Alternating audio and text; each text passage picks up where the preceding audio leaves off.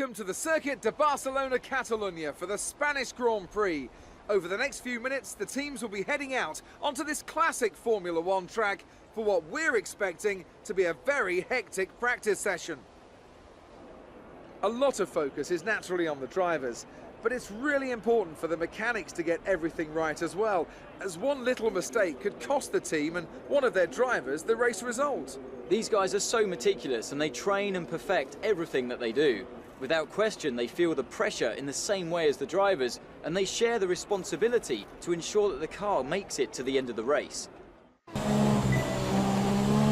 Well, hello there everyone, welcome back to another episode of F1 2017 Career Mode. Today we're going to be doing round number 5. Once again, apologies for the shortcutting. Round number 4, I'm still a soldier on there. Just going through all the normal practice programs. Once again, tyre wear, I think we're getting the hang of this. This is the first lap out here in Spain. We get the green. It's still not in the purples, but it's a start, and obviously fuel test as well. We're getting points, so we're getting there, and which means that I'm feeling start running at the AI, maybe back up to where we were at the start. Back to 89 then, certainly to 88 in this race, which is what I can do. Just my worst choice. Spain and my worst choice. Just about manage it. Second was wet. We need to do 3 laps to get a bit. Unfortunately, we actually get 5 laps in. No, wet, warm, dry, qualifying. We did manage to get 30 resource points in the wet, which is good. Obviously, we got a original 70% Then we did enter practice 3, we went qualifying test, but we were so joke. So, pretty much, you can see that I just gave up. And this was time to be impossible. Race strategy. So it's time for qualifying. After actually cut myself to it. You see there we haven't done that. So we're on 150, not as good as there's just one thing left to do. We'll be running on. I'm not gonna set fast set for 2, so we might as well just give up on that. And move on to qualifying where we hopefully get some more resource points. 150 left to do. But it's now time to change everything up. We did run MGUK, change the MGUK out for practice 3. Control electronics we're going to leave on 1. We have 6 engines to parts to utilise. So the fact we're only on our second one is good, because that means we're generally the engine. It's the gearbox and the MGUK that I'm most concerned with, which is where we're going to be focusing on some resource points. But yeah, that's it. It's time to finish repairing those components and snap on to qualify. An interesting practice session there then. Let's remind ourselves of the top 3, who are Bottas, Verstappen and Sebastian Vettel. That's it for practice then. We'll see you again soon. Bottas there with his nice corner cutting 115 point. So 115.5. I'll be seeing that lap. Definitely seeing that lap. He must have done a TM mark. We've got 850 resource points now. So as I mentioned just a moment ago, wear is a bit of an issue for us. So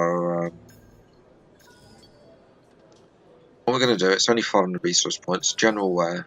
That's just going to help us in the long term, hope, and maybe look at a few other things later on during our career mode. Certainly we are going to start building up those resource points towards the end. I'll talk more about at the end of the episode. It's now time for qualifying for today's Spanish Grand Prix. Here we are at the Circuit de Barcelona, Catalonia for the start of today's qualifying session. It won't be long now until we're ready to join the action down at trackside.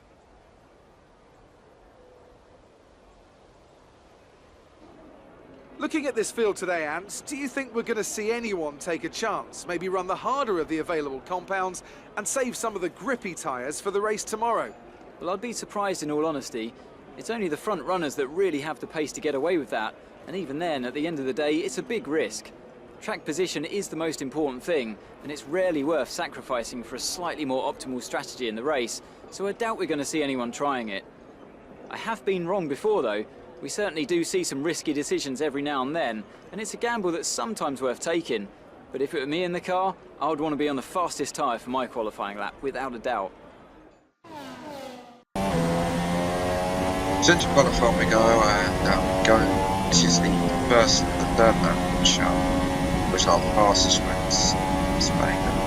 As you can see, come to the end of the session. I only got 12 minutes for the short practice session. Me and I only like doing 2 runs anyway. Some people go 3 runs, so we'll go with the long sessions, but me qualifying 2 runs is enough. This is the fastest end of the session. As you green the track as it was in 2016, that's still there. It's not as much of an indicator as it is nowadays, but you can improve massively. And also make it best on lower fuel setting and pressure tyres as well. So we're half a tenth up coming into the second DRS stretch, which I mishated. There's always a nick on there. If you go out, if you do not nick on,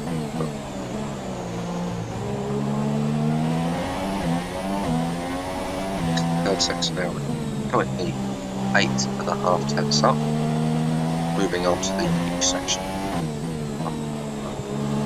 It's been a bit tough.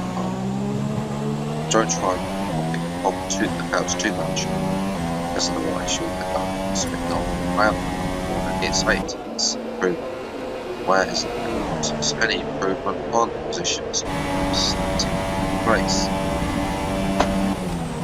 Again. As we We're down wind the down back. from the excitement of Qualifying is still qualifying, dreadful. here's a look at your top 3. Raikkonen, Hamilton and Sebastian Vettel. The grid is set then, so that just leaves the race itself. Join us tomorrow, where we'll be live with all the action. And until then, it's goodbye. 1.2 seconds, that's how much the AI have around here against me. Fortunately for us,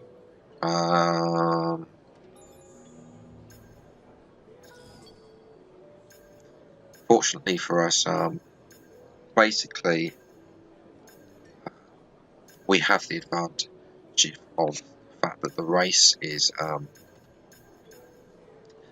pace is better for us generally anyway, and against the AI here, they are such big qualifying advantage that they carry that so little over into the race. So yes, it's time for today's Spanish Grand Prix. What can we do? Can we get points? Or is it too much to ask at a track that I performed far too poorly over the past few years? We'll be taking you through all the action of this Spanish Grand Prix. It can be hard for the cars to follow each other closely here due to the dirty air coming off the car in front. So perhaps we're looking at a more strategic Grand Prix, Ant. What do you think on that? I'm not too sure about that, Crofty. I mean, yes, as you say, it's hard to follow around here, but if you're brave on the brakes, you can get the job done down into turn 1, which is a medium-speed corner, so you have to be committed. And looking down at this grid today, I think we're going to see 1 or 2 drivers making a move from a long way back, maybe try to force their opponent into a mistake. I don't think this is a race that's going to be purely decided in the pit stops. So here we are down on the grid, P17, 2 stops today, doing soft then medium. Avoiding the hard tyre, that's the main thing. I don't think we would have. If you did the hards, then you would have more pace and get ready for formation. Alonso's ahead. It's very important we get ahead of that McLaren Honda off the line.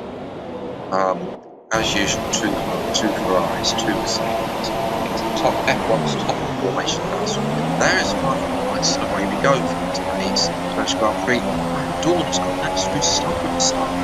But the Honda downforce, especially the fact that the game doesn't apply to any power updates, come down the inside. We're going to have a look at the outside of Alonso coming into turn 2. What can we do here? Right wheels here. So we get the traction there and move up into P16. Now we're going to go for the diamond turn 3 and then stop to get Perez lots of these sides. And then we also then get Lance Stroll in Williams, who were at a few races early. So Williams not doing too well in the boards there. And also our teammate is carrying a team bunch of Sergio Perez, who's starting on medium times there in Force India. But Force India, unlike Williams, has too much traction for Carlos and has to stick behind. Moving to the end of onto the back, so we are chasing down the two passes. We go down the inside, Larkin and Magnus, no DRS yet, but pure slipstream. Move up another pass, that is now P12. So we can get to Grosjean. Ocon is ahead of him, so I think both Force Indies are starting off on mediums. So they're trying to possibly do the box stop going from mediums to hards, whereas we're going to be doing a 2-stop stop from mediums because they obviously have a bit of pace watch. I think Palmer ahead of Ocon slowing everyone up. Tip Palmer. See here on the end of lap 6, jump there. Can't really get past these cars, but we have now got G. What we do? Okay, you're in his dirty air. A few people are coming into the pits now. We're approaching the pit window. You'll be on the mediums. Yes, thank you, John. We're going to have a look down the inside of Romain Grosjean. We get move stick around the second part and we make the move stick into turn 2, traction away. We are better than the Haas car. We do have more edge and power, a better sashing, so we have more corners, ability power, they have more straight line speed.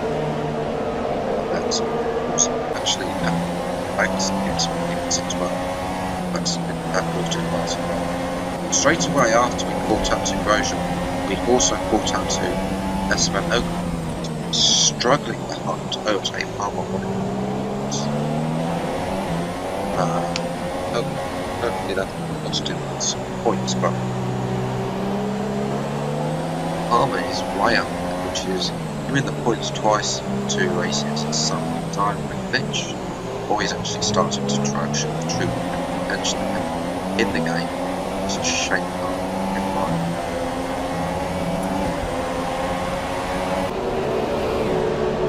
let me know what you think about that.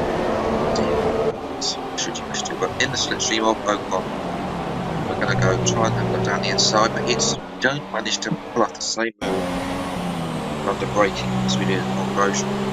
You have to wait. Actually, the move on to that 8 now. Moved up to the 7. Now, doing here is we're not going to try and line up a forward move down the inside into the RS3. Towards that traction Force India direction, then we get into slipstream and start to pull back. Give it the Right, coming at the end of this lap. Move up into P4 as right home. Start to make that distance. We go for it. Lunge down the inside of Ocon. Grasp this bit. Cannot make the move stick on Ocon. It's twice now. And it's we go at the end of the line. Palmer is in as well. Interesting to see where we come in as well. I believe Magnus is in behind as well. As we go on to the mediums, he comes in the front of us. Go now. 2.5 second stop, that's not bad. What's that, an 8? I can't see what the previous week. But anyway, somewhere in the 2s is good on good start off with observation. Later, pretty much again. As we move to the next lap, we come up to the Magnus and try to overtake. He's on the soft line and going for aggressive strategy. That's what we're doing. Carlos has to sit. Grosjean's leapfrogged us in pit stops, which is bad, as we were ahead of him. There we are behind him. This slowdown was significantly behind him. Marcus Ericsson and I think Berline is ahead, and then there's Palmer in between. So moving to the next lap. Grosjean overtakes Ericsson's DRS, and we go getting into the turn on its turn to the long sweep turn 2. And the following lap will do exactly the same to Marcus's teammate. When Rick passes, is going to gives us the position to show us what the last two points looks like.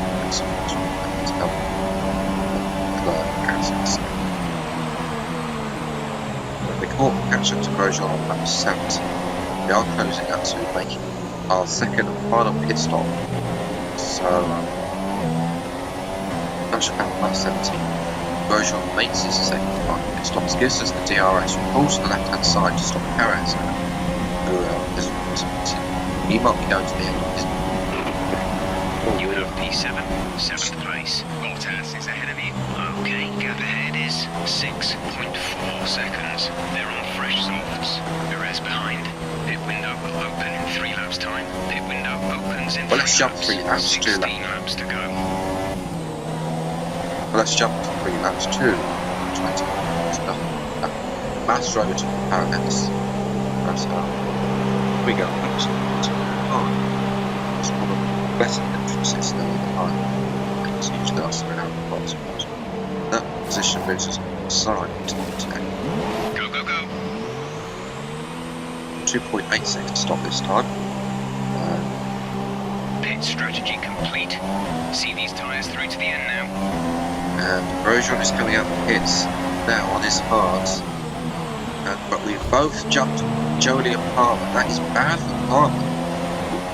Grosjean and I both leapfrogging the second round pit stop. Now both on the hards, we're on the hards. The difference to us, we should be able to catch Grosjean. Sure enough, lap 23, look who's coming out of the pits. It's Felipe Massa. Grosjean locks up into the turn 1 and we get him at 10. Fortunately, our race did not settle, did not pull out a gap to us. As he overtook Grosjean, Grosjean fell behind to the sides. Massa, with his superior slipstream, managed to get us. We caught him around the outside. Yes, we can, which turns the inside in turn 2.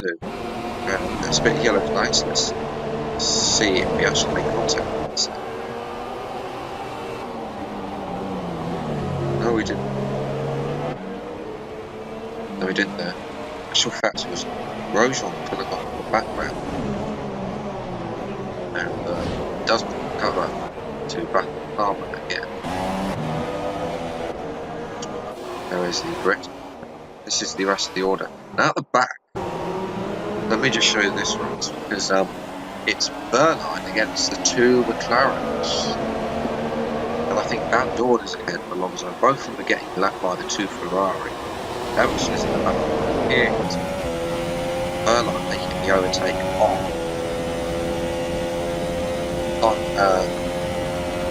Van Dorn, but that was it for the race. Hamilton won. And here we are on the final lap. Massa and we go. That's what I was talking about full time. Massa is trying to overtake us and he hits us up into the hairpin. Sainz has got the position. We need to replay this. Let's get a replay. Sainz, Massa on the left, Sainz on the right, goes down the inside. He touches him and Sainz budges him out of the way, saying, "You're not touching my teammate."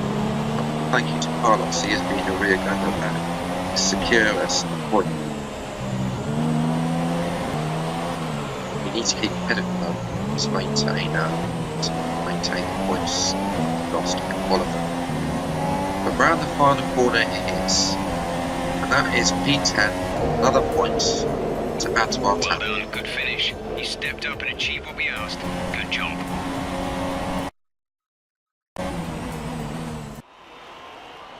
And Mercedes have pulled off a great victory here today.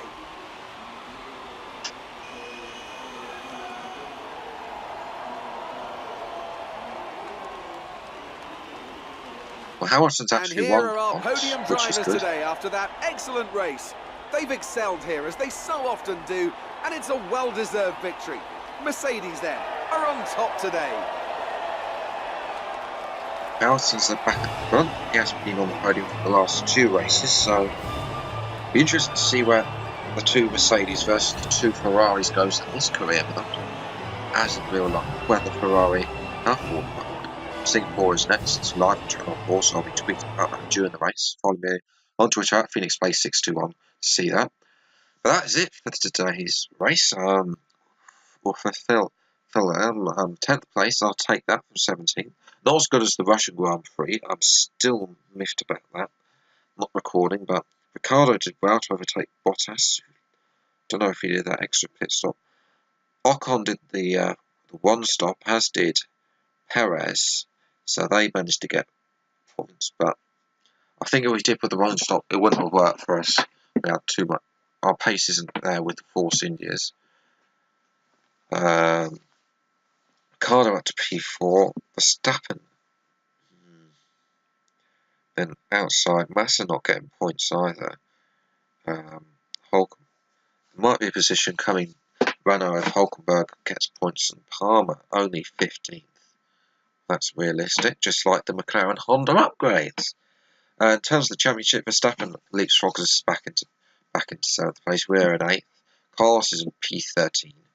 And down at the bottom, it's Palmer, and it's pretty much Stroll, Palmer, and 2 McLaren and 2 Sauber. It's pretty much what it is in real life, really. Well, it would have been actually if Stroll hadn't got that 3rd place in Baku. In terms of constructors, we're just ahead of Red Bull in a big fight for 4th place.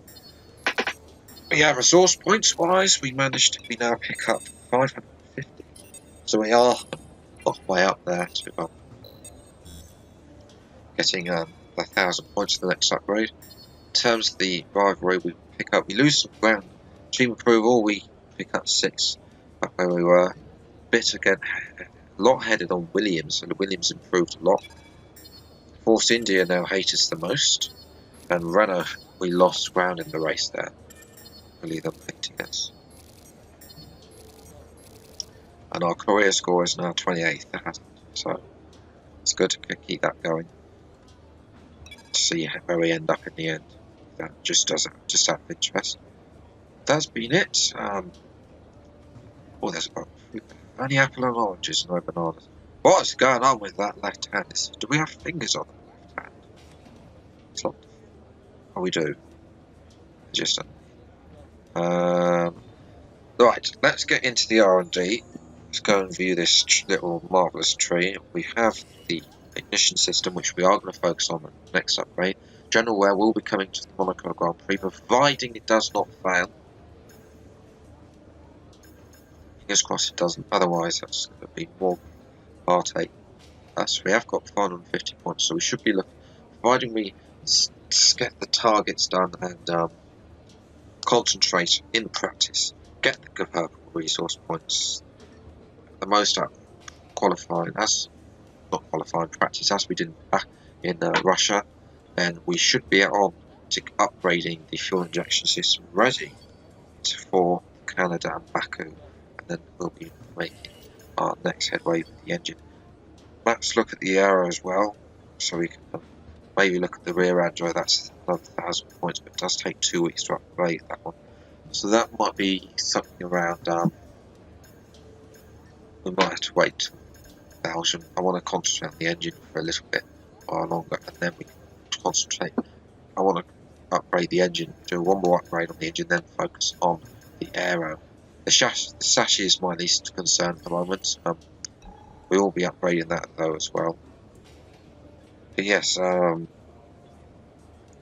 has been it. You can see there we're just behind Renault overall. There's a big thing between Williams, Force India, Renault, ourselves and Haas. There's the progress history. You can see that Red Bull have not done any upgrades, whereas Mercedes have started upgrading, and then the midfield have started upgrading, as have Sauber and McLaren as well. So, be interested to see where they all ended up. Last thing to do is to put all the old components back in practice. We don't want to be running our fresh components in practice. We want to run these components until they basically blow up in practice. But I don't mind blowing up crashes just as long as they make it. They don't race. That's been it for today's Spanish Grand Prix. If you enjoyed this episode, leave a like. Subscribe to the channel if you're new to see more Cremo as when they come out. Possibly going to record Monaco tomorrow, or maybe Motorsport Manager might make a return. I do want to start doing those videos again because the live content easy to make. I've got some other videos as well which will be coming out towards the end of the month as well, which I recorded for my holiday and haven't fixed yet. Project Cars 2 is coming out on the 22nd, so I'll be playing that when it comes out, but I'm busy around then, so you may not see some videos on that directly afterwards, but we will be focusing on that as soon as we get some time. Hopefully enjoy the rest of your day, and I'll see you next time. Thanks for watching, take care, bye bye.